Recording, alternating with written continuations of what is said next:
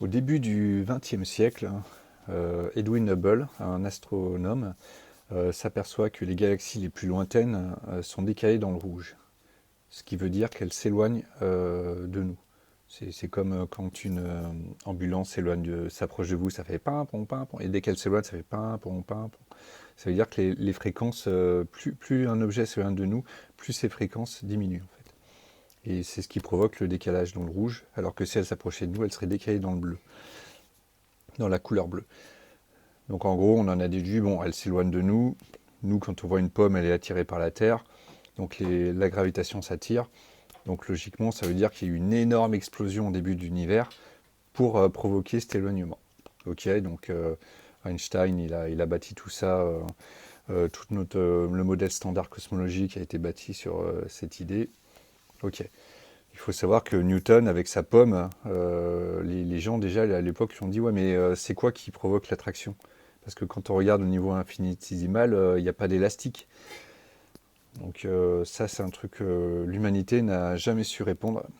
Et seul Jean-Pierre Petit a, a la bonne idée. Et j'y reviendrai plus tard. Donc en gros, voilà. Donc à partir de l'explosion, donc l'univers s'expanse. Voilà. Et c'est ce qu'on observe aujourd'hui avec cette grosse explosion. Ça projette les galaxies les unes loin des autres. Mais ce qui veut dire qu'à un moment, il va y avoir un big crunch, c'est-à-dire que la gravitation, l'élan va s'arrêter, puis la gravitation va faire que toutes les galaxies vont se reproduire les unes sur les autres, et puis se rétracter jusqu'à faire une énorme implosion. Donc ça, c'est notre idée. Sauf qu'en 96, donc ici c'est marqué 98, mais c'est en 96 qu'on s'est aperçu que l'univers non seulement s'expansait, mais en plus ça accélérait. Donc là, on en déduit, ok, pour que les galaxies s'éloignent de plus en plus des autres, ben, c'est que tout notre modèle est faux, c'est-à-dire qu'elles se repoussent. Donc l'humanité a dit non, non, on ne veut pas aller trop loin, ça fait tout reprendre en compte. On va imaginer une matière noire, une matière sombre, une énergie noire. Voilà, la constante cosmologique, blabla. Euh, non, c'est en fait l'énergie noire, on l'a jamais trouvée, la matière sombre, on l'a jamais trouvée. Le bord des galaxies, normalement, devrait s'étaler, en fait, il ne le fait pas. Donc on imagine que les galaxies se repoussent les unes des autres, mais qu'à l'intérieur d'elles-mêmes, elles s'attirent. Enfin, c'est un gros bordel. Le modèle standard, ça ne marche plus du tout. Et en gros, il va bien falloir un jour passer au modèle Janus de Jean-Pierre Petit, c'est-à-dire que en fait, la matière se repousse. Si vous avez deux billes, en fait, elles vont avoir tendance à se repousser. C'est-à-dire que la pomme va être repoussée par la terre. Donc c'est contre-intuitif, mais on va voir que ça marche tout à fait en fait. Donc en gros, le modèle Janus de Jean-Pierre Petit, si vous voyez toutes ces lignées là, c'est des galaxies. Et les galaxies, on s'aperçoit qu'elles sont toutes alignées sur des sortes de parois de bulles de savon. C'est comme des bulles de savon en fait. Ici, c'est l'intérieur d'une bulle et toutes les galaxies sont repoussées sur le bord. Donc Jean-Pierre Petit a imaginé, ce qui est assez logique, qu'il y a une matière répulsive ici. Pour moi, selon ce que disent les États et Harmonium, c'est plutôt la matière de cette paroi-là qui repousse l'autre matière et qui tend à faire des bulles en fait. Mais bon, en gros, Jean-Pierre Petit n'a pas voulu lâcher la gravité attractive.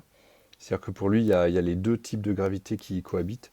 Et pour moi, il n'y a qu'une seule gravité, c'est la gravité répulsive.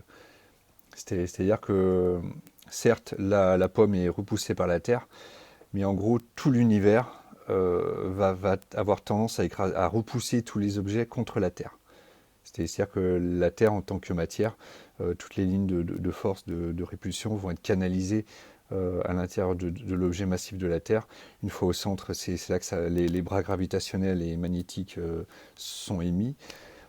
Mais en gros, la pomme, elle n'est pas attirée par le centre de la Terre, elle est poussée par le reste de l'univers vers le centre de la Terre. Voilà. Donc en gros, les équations de Newton sont toujours bonnes, mais par contre, on résout bien au niveau microscopique la question que Newton n'a pas su répondre. C'est-à-dire que il est où l'élastique qui tend à attirer, à rapprocher les atomes entre eux? C'est pas un élastique, c'est plutôt la pression de l'univers qui tend à rapprocher les atomes entre eux. Le résultat est le même, les équations sont les mêmes à l'échelle de la Terre. mais en fait, c'est juste l'explication qui change, en fait. Et tout ça, en fait, tout ça, ça explique pourquoi les galaxies se repoussent entre elles. Donc si les galaxies s'éloignent les unes des autres et que ça accélère, ça veut dire qu'elles se repoussent. Et du coup, le Big Bang, tel qu'on le conçoit, une immense explosion qu'on ne sait pas expliquer d'où elle vient, à ce moment-là, ça n'a plus lieu d'être. C'est-à-dire qu'il y avait une grosse boule de matière à l'origine qui, en fait, sous les forces de répulsion interne de sa matière, ben, s'est progressivement disloquée et s'étend de plus en plus. Donc, une fois qu'elle s'est étendue, en fait, dès que les objets sont assez éloignés les uns des autres pour ne plus se repousser, et ben, en fait, ça a tendance à faire que chaque partie locale d'un univers va avoir de tendance à être repoussée par tout le reste du méga-univers, celui que nous ne voyons pas, qui est au-delà de l'univers visible, en fait. Et en gros, ça va faire une grosse boule de matière qui va avoir tendance à se réagglomérer jusqu'à refaire de nouveau un autre sorte de Big Bang. Voilà. Donc il y a bien les Big Crunch et Big Bang, mais c'est pas comme nous les visualisons. Donc voilà. Voilà ce que c'est que la gravité. Donc au niveau de notre système solaire, qu'est-ce que nous avons? Nous avons une énorme boule de matière, c'est le Soleil. Donc il fait des effets de gravitation, c'est-à-dire qu'il a des ondes autour de lui. C'est comme un pavé dans la mare. Et ces ondes, c'est ce qu'on appelle des rails orbitaux, des rails gravitationnels, c'est-à-dire que ici, il y a une surpression de gravitation, et dans ce rail-là, il y a une dépression. C'est-à-dire que l'objet qui est là, par exemple la Terre, ne peut pas sortir de son orbite, ou difficilement. Parce que ici, ça la pousse dans l'orbite, ici, ça la pousse dans l'orbite, et c'est ici, dans cette espèce de résonance, qu'elle se sent bien. Elle se sent bien, c'est-à-dire qu'il y a des forces de poussée de chaque côté, et elle ne peut rester que dans ce rail. Donc voilà, donc il y a plusieurs rails. Bon, nous, ici, c'est les rails qui sont visualisés par une planète qu'on connaît. Mais en réalité, quand notre science aura beaucoup avancé, on s'aperçoit qu'il y a plein de rails partout, en fait, entre chaque. Ça se visualise bien au niveau de la ceinture d'astéroïdes. Donc ici, c'est montré comme si c'était un gros patatoïde uniformément réparti. Mais en réalité, les astéroïdes suivent 4 rails, en fait. Il y a les lacunes de Lockwood, où, en fait, où on constate que la densité d'astéroïdes est supérieure à celle entre les lacunes. Et en gros, il y a un rail là, un rail là, un rail là et un rail là. Donc voilà ce qu'est notre système solaire. Donc le Soleil, en fait, j'avais expliqué tout à l'heure qu'est-ce qu'étaient les bras gravitationnels. C'est en gros, les anciens les connaissaient, la croix gammée ou la croix basque ou la croix celte. En fait, ça montre bien ces sortes de particules gravitationnelles qui sortent du Soleil et qui, par effet de Coriolis, en fait. Donc, ce qu'on appelle la force de Coriolis, qui est en fait une pseudo-force, c'est quoi? C'est ici la particule qui sort du Soleil, elle a une vitesse tangente, donc le Soleil tourne à cette vitesse, par exemple. Donc ici, elle va sortir à 10 mètres secondes. Et elle aura 100 000 km à faire sur cette orbite. Donc en fait, elle aura fait une révolution complète en 28 jours, par exemple. Mais en fait, elle a aussi une vitesse de sortie qui l'amène par là. Donc cette force, elle va faire une spirale autour. C'est-à-dire qu'ici, elle a toujours 10 mètres secondes, mais par contre, elle a ce coup-ci 1 million de kilomètres à faire avant de faire le tour du Soleil. Donc elle va le faire en 2 ans. Et ce qui fait que quand on regarde, les particules qui viennent de sortir du Soleil sont là, mais celles du bras sont en arrière parce qu'elles ont de plus en plus de distance à parcourir. Et c'est ce qui explique la croix basque. On voit que ça part sur l'arrière. Voilà. Et en fait, c'est donc pour résumer, la gravitation, elle vient de partout dans l'univers. Tous les objets qui sont proches du Soleil, ben, ils sont poussés vers le centre du Soleil, donc vu la chaleur, ils sont cramés, hein. Et en gros, toutes ces particules gravitationnelles qui poussent sur les objets massifs. Et une fois au centre du Soleil, il y a une réaction, ils sont transformés en d'autres particules. Donc c'est pour ça qu'il y a les 4 bras gravitationnels et les 3 bras magnétiques. Et qui tournent, en fait, qui tournent sur une période, une rotation terrestre, par exemple. Donc en gros, ces bras, ils frappent régulièrement la Terre. Et c'est ces bras qui poussent la Terre sur son orbite. C'est-à-dire que si jamais la Terre s'arrêtait, contrairement à ce qu'on croit, où la Terre elle est arrivée par hasard à cette vitesse-là, et que si jamais elle change un peu de vitesse, ben, soit elle s'éloigne, soit elle se rapproche. Non, en gros, c'est même si la Terre s'arrêtait ici, au niveau de son rail, elle repartirait ensuite parce qu'elle serait frappée par les bras du Soleil réguliers. En plus, elle est magnétique, donc elle est frappée aussi par les bras magnétiques du Soleil. Donc ça, c'est ce qui fait nos pics UMP, par exemple. Au moment où il y a plein d'avions qui se cassent la gueule, c'est parce que notre planète est suractive électriquement et magnétiquement, du coup. Et tout ça, c'est parce que le bras du Soleil est en train de la frapper. Le bras du Soleil magnétique est en train de la frapper. Et donc ça se produit trois fois par an. Parce qu'il n'y a que 3 bras du Soleil. Et par contre, les bras gravitationnels, ils sont 4 fois par an. Donc voilà, qu'est-ce qu'on peut dire sur notre système solaire. Tout ça, évidemment, vous pourrez le voir sur mon site, hein, à tête reposée. Donc dans Système solaire, création, c'est... voilà.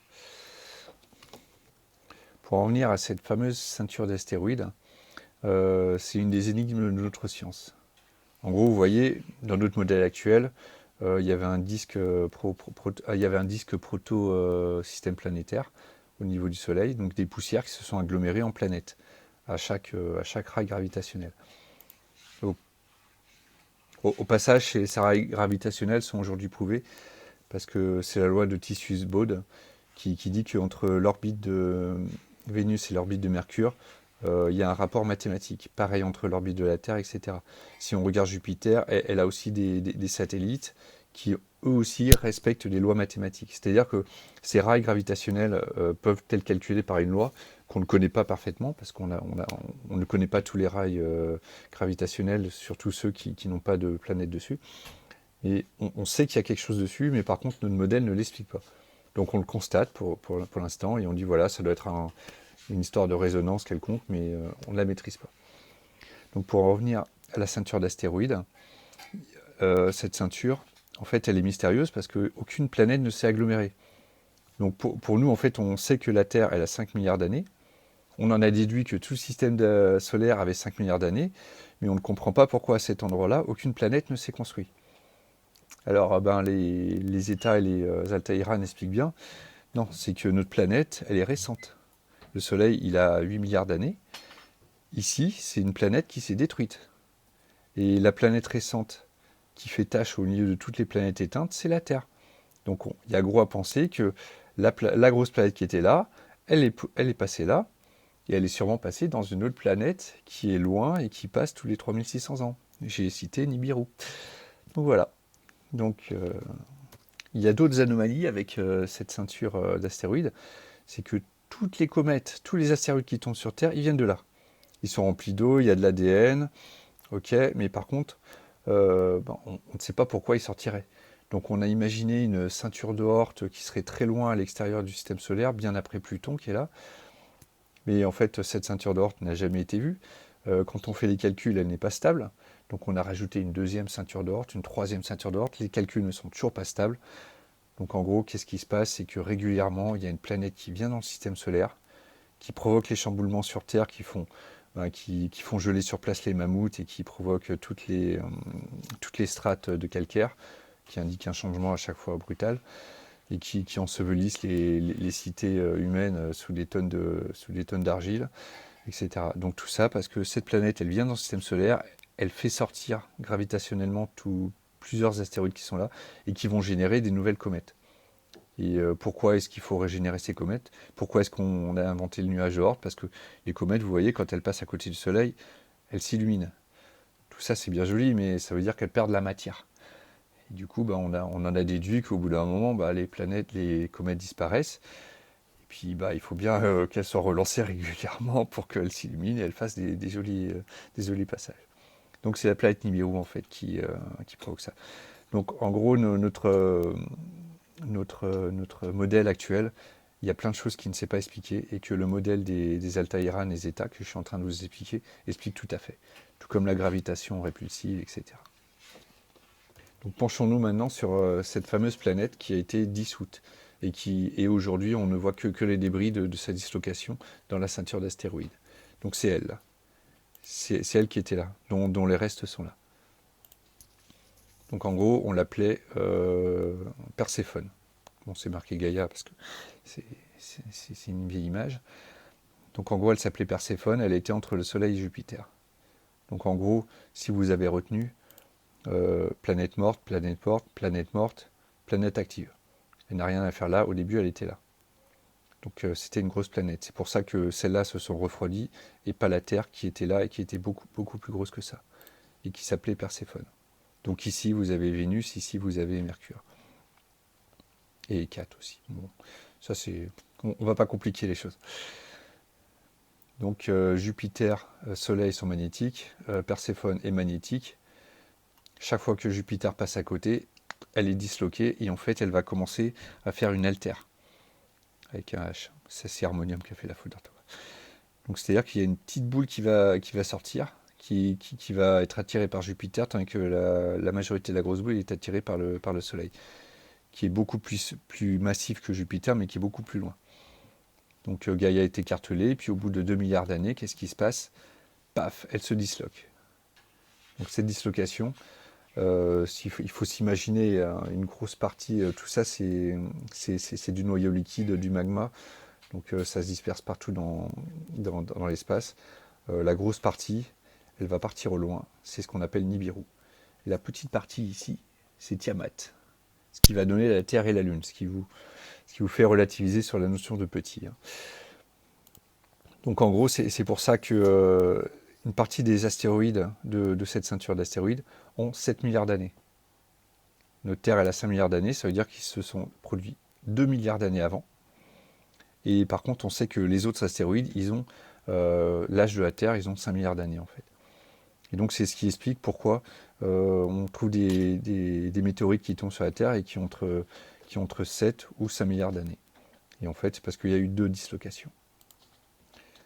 Donc voilà, ça c'est la première dislocation, celle de Perséphone, qui va donner Nibiru et Tiamat. Nibiru, il part au loin, il va sur le deuxième soleil qui s'appelle Némésis. Et ensuite, la Terre, ben, elle va prendre une orbite beaucoup plus elliptique que celle d'origine qui était circulaire. Donc abordons maintenant la deuxième dislocation. Donc pour rappel, nous avons Nibiru qui s'est éloigné de la ceinture d'astéroïdes, donc qui a son orbite éloignée qui fait 3666 ans. Nous avons la Terre, donc la Terre primitive, c'est Tiamat, qui elle a une orbite beaucoup plus elliptique que celle d'origine, mais qui passe toujours par le point de séparation. Ça c'est important ce point, parce que les trajectoires suivent toujours l'origine en fait.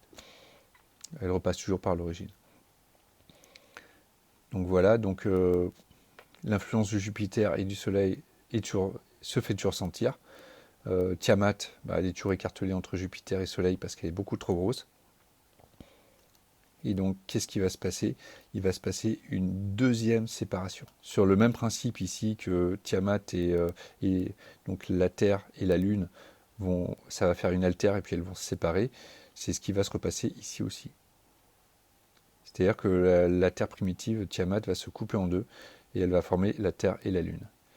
Et du coup, ces orbites, elles vont rejoindre une orbite beaucoup plus basse, beaucoup plus proche du Soleil, que celle d'avant, que la ceinture d'astéroïdes. C'est-à-dire qu'ils vont descendre en dessous de Mars, en fait. Et au passage, Phobos, un des résultats de la dislocation, va se mettre à orbiter autour de Mars. Et donc, il va y avoir une deuxième salve d'astéroïdes, beaucoup plus riche en eau et en ADN. Pourquoi? Parce que sur Tiamat, c'était une planète océanique, et la vie s'était développée spontanément dessus. Et une partie de cette vie va survivre sur Terre, c'est-à-dire que la vie est bien apparue sur la Terre avec la Lune, tout en sachant que chaque fois qu'une Nibiru passe, elle prend les poussières de la ceinture d'astéroïdes et va faire arroser la Terre de ces astéroïdes, de ces météorites qui sont riches en ADN aussi. Donc la Terre est multi-ensemencée en fait, mais toute la vie à l'origine dans le système solaire, elle provient de cette planète Tiamat, qui a donné la Terre et la Lune. Donc voilà, donc nous avons donc toujours Nibiru qui passe, la Terre et la Lune qui ont pris une orbite plus basse, mais toutes les deux viennent de Perséphone, l'orbite en violet. Voilà comment ça s'est passé. Donc voilà, c'était pour vous résumer un peu l'histoire du système solaire. Qu'est-ce que c'est que la gravitation répulsive.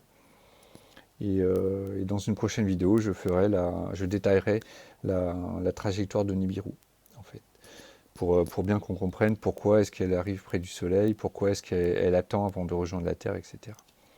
Allez, à la prochaine.